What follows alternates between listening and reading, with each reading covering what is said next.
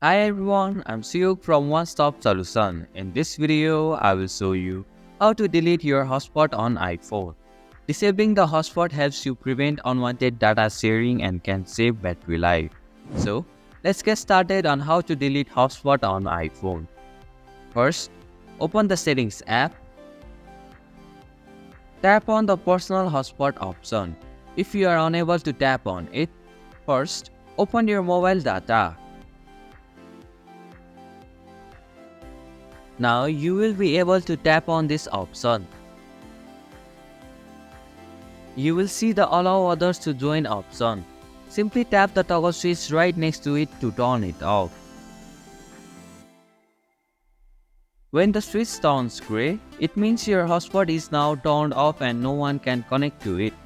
And this is how you can delete hotspot on iPhone. Thank you for watching One Stop Solution.